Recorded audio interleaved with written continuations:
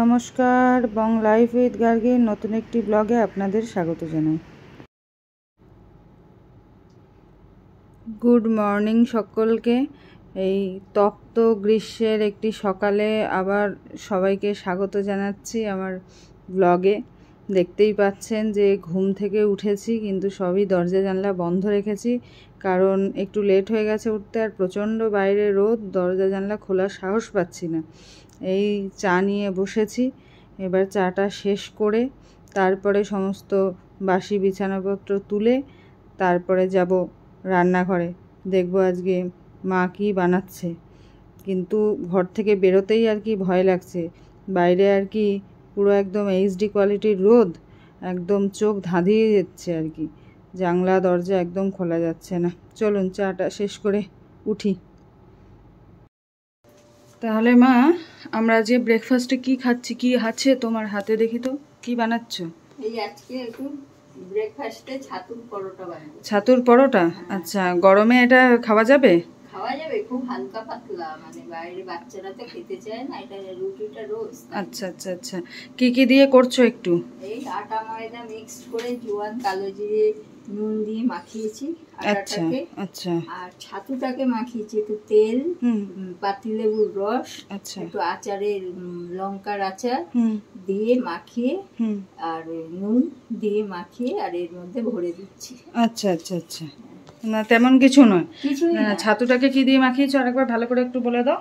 সর্ষের তেল, হ্যাঁ, তারপরে নুন, তারপরে হচ্ছে আচার, আচ্ছা, আর পাতিলেবুর রস। আচ্ছা, আর কিছু না। আচ্ছা, চাট মশলাও দাওনি? আচ্ছা আচ্ছা, ঠিক আছে। আর এইটাকে আটা ময়দা মিক্সড করে মেখেছো, তাই তো?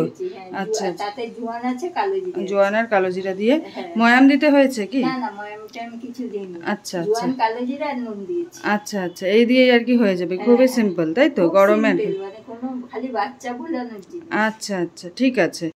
এদিকে গ্যাস জ্বালিয়ে দিয়েছো? হ্যাঁ, গ্যাস জ্বালিয়ে এতে ফ্রাইং প্যান বসিয়ে দিয়েছো, আর এদিকে লেচিটায় ওই ছাতুটা ভরে, আচ্ছা, এখন একটু আটার গুঁড়ো দিয়ে বেলে দিই। আচ্ছা, বেলো। যেমন আমরা পুর ভরে আর কি যে কোনো জিনিস করি, সেই রকমই পুরটা ভরে দিয়েছো, তাই তো? আচ্ছা আচ্ছা, একটা খেলেই মোটামুটি পেট ভরে যাবে কি? ছোট বাচ্চাদের একটা, বড়দের দুটো খেলেই হয়ে যাবে। আচ্ছা আচ্ছা, দিয়ে দিলে প্রথমে সেকে নেবে, তাই তো? সেকে নেওয়ার পরে একটুখানি কি ঘি দিয়ে? ঘিও দেওয়া যায়, তেলও দেওয়া যায়। আচ্ছা আচ্ছা, আমার যেমন ঘিটাই ভালো লাগে, ঘিয়ের একটা আলাদাই সুন্দর সুবাস গন্ধ, তাই না? বেশ মম করে। আর সাদা তেল দিয়েও করা যায়। আচ্ছা, তুমি আজকে তেল দিয়েই ভাজছো, তাই তো? হ্যাঁ, আমি তেল দিয়েই ভাজছি। তেল 1 চামচ মতো, বেশি তেল না। আচ্ছা, কারণ গরমে বেশি তো তেল খাওয়া যাচ্ছে না। হ্যাঁ, বাচ্চা ভুলানোর জন্য। আচ্ছা, বাহ, সুন্দর ফুলছে না? বাহ, খুবই সুন্দর। এর সাথে একটুখানি বাচ্চাদের ওই টমেটো কেচাপ দিয়েও দেওয়া যেতে পারে, তাই তো? আচ্ছা, আমিও আজকে এটা টমেটো কেচাপ দিয়েই খাবো। বেশ ভালো লাগছে দেখতে, এটা আমার জন্যই হচ্ছে, তাই তো? ঠিক আছে, সুন্দর ভাজা হয়েছে, দেখতেই পাচ্ছেন আপনারা, বেশ ফুলে উঠেছে একদম। আপনারা অবশ্যই বাড়িতে ট্রাই করবেন, করে জানাবেন কেমন হয়েছে। এই যে আমার ব্রেকফাস্ট আজকে রেডি হয়ে গেল। এই যে মায়ের পরোটা আর কেচাপ নিয়ে আমি বসে পড়েছি, মাও পাশে বসে পড়েছে, তাই তো মা?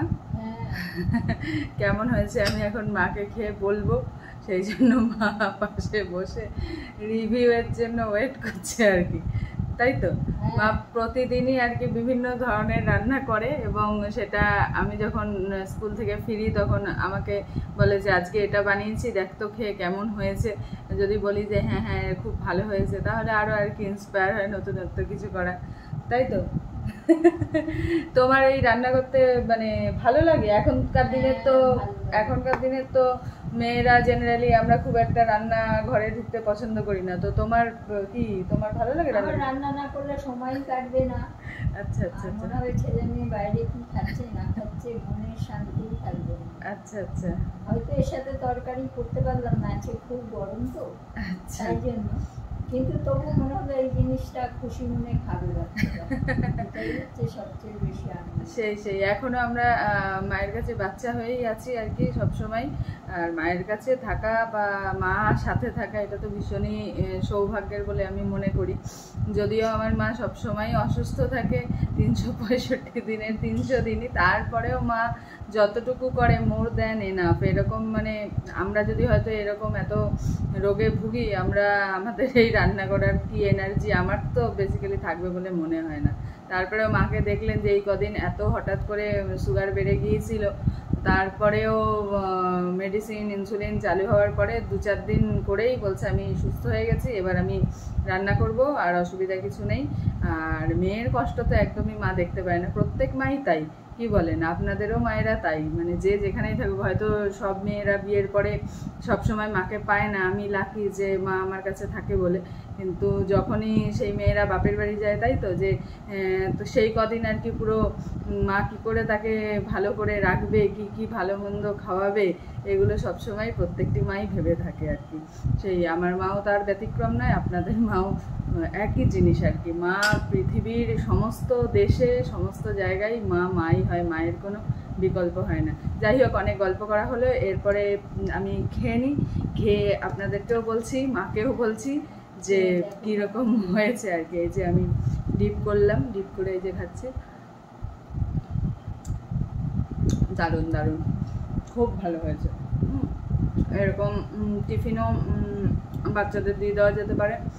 এবং গরমে যেটা হচ্ছে যে একটু টক টক ব্যাপারটা সবসময় আমাদের ভালো লাগছে, সেই জন্য এর ভিতরে যেহেতু লেবুর রসটা দেওয়া আছে, পুরটা আরও আর কি, ওই জন্য বেশ একটু টক টক ফ্লেভার হয়েছে, খেতে আরও ভীষণ ভালো লাগছে। আপনারা অবশ্যই বাড়িতে ট্রাই করবেন।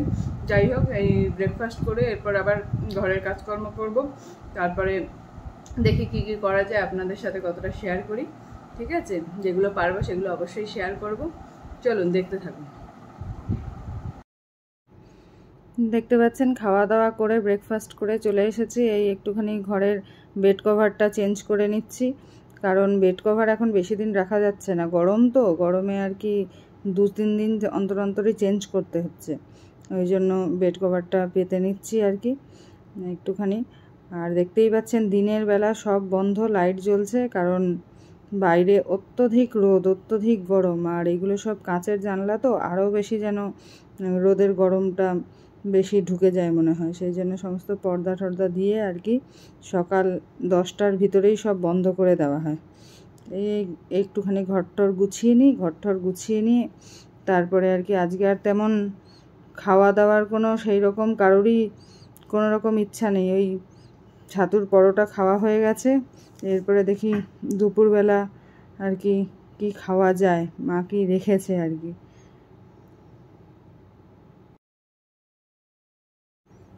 এই দেখুন গরমের সুস্বাদু খাবার, পান্তা ভাত আর মটর ডালের বড়া, তার সাথে কাঁচা লঙ্কা আর পেঁয়াজ, এর থেকে ভালো কিছু এই গরমে আর হয় না। চলুন দুপুরের খাবার এটা দিয়েই শেষ করছি, পরে আসছি। দুপুরে পান্তা ভাত খেয়ে ভালো একটা ঘুম দিয়ে তারপর বিকেলবেলা হতে রোদটা একটু পড়তে কর্তাগিন্নিতে বেরিয়ে পড়েছিলাম একটুখানি বাইরে, কারণ বেশ কয়েকদিন যাবৎ তেমনভাবে খুব একটা কোথাও বেরোনো হচ্ছে না। আমার আবার পায়ের তলায় সর্ষে, খুব বেশি দিন ঘরে বসে থাকতে পারি না, তাই এই গরমে কদ্দূর যাব, এই কাছা পিঠেই আর কি। আপনারা হয়তো কারা কারা চেনেন, দেখছেন, দেখে বুঝতে পারছেন জায়গাটা, তাহলে কমেন্টে অবশ্যই জানাবেন। আর যারা বুঝতে পারছেন না তাদের উদ্দেশ্যে বলি, এটা হচ্ছে ওল্ড বেলুড় মঠ, অর্থাৎ বেলুড় মঠের যে এখন দেখেন মন্দির যা কিছু আছে তারই এটার একটি অংশ। এটি কিন্তু আদি বেলুড় মঠ, এদিকটা এসেও একবার আপনারা দেখতে পারেন, খুব সুন্দর। ওই যে দূরে দেখতে পাচ্ছেন যে বেদ বিদ্যালয়, খুব সুন্দর এই জায়গাটা। ভিতরটায় দেখুন গঙ্গার পাশ দিয়ে রাস্তা আছে, চমৎকার লাগবে একটি বিকেল এখানে এসে কাটাতে। আর খুব শান্ত নিস্তব্ধ, খুব ভালো লেগেছে, আমার তো ভীষণ ভালো লেগেছে। আপনারাও এ পাশটা এসে কিন্তু দেখতে পারেন। এই যে দেখছেন আস্তে আস্তে কি সুন্দর গঙ্গার ধার ঘেঁষে রাস্তা গেছে। আর এই যে ঘাট, এই ঘাটটিতে মা সারদা দেবী স্নান করতেন এই ঘাটটিতে বসে। আর এই ঘাটের উল্টো দিকে ওই যে রয়েছে লাইট দেখা যাচ্ছে, ওই দিকটা হচ্ছে কাশীপুর ঘাট। দেখুন এই যে ঘাটের সিঁড়িগুলো একদম খুব সুন্দর, দেখেছেন বাঁধানো সুন্দর সিঁড়ি, এখান থেকে আর কি উনি বসে স্নান করতেন। দেখতে পাচ্ছেন এই যে গঙ্গা নদী, খুবই নিরিবিলি এই দিকটা, ভীষণ মানে এদিকে তেমন আর কি লোকজন খুব একটা আসে না। দেখুন কি সুন্দর ফুলগুলো গাছের, খুব ভালো লাগছে, ভীষণ সাজানো গোছানো। বেলুড় মঠ তো এমনিতেই খুব সুন্দর, দেখতে থাকুন। দেখছেন এইটাই হচ্ছে পুরনো বেলুড় মঠ। এই যে এখানে লেখা রয়েছে, আপনারা অতি অবশ্যই কিন্তু এবারে বেলুড় মঠে যারা আসবেন এই দিকটা এসে ঘুরে যাবেন। আশা করছি যে নিরাশ হবেন না, আমার তো ভীষণ ভালো লেগেছে এই দিকটাই। যে মা সারদা দেবীর বাসগৃহ, এটা এর ভিতরটায় যাবেন, মন শান্ত হয়ে যাবে। তাহলে আজকের ব্লগটা আমি এখানেই শেষ করছি। আপনারা অতি অবশ্যই বেলুড় মঠ আসলে এই অংশটা ঘুরে আসবেন এবং কেমন লাগলো আমাকে জানাবেন। সবাই এই গরমে ভালো থাকবেন, সুস্থ থাকবেন, সাবধানে থাকবেন, রোদে অযথা বাইরে বেরোবেন না দরকার না হলে। আর অতি শীঘ্রই দেখা হচ্ছে আবার নতুন একটি ব্লগে আপনাদের সাথে। সকলে ততক্ষণ খুব ভালো থাকবেন, সাবধানে থাকবেন, পজিটিভ থাকবেন আর প্রচুর প্রচুর পরিমাণে জল খাবেন।